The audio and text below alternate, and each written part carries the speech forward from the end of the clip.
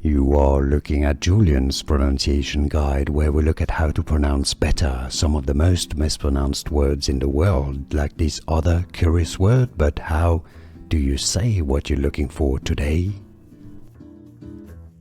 We are looking at how to pronounce the name of this eau de parfum or cologne perfume. And we'll be looking at how to say more beauty products too.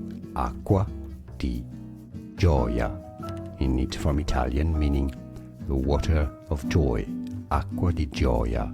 Acqua di Gioia. Easy?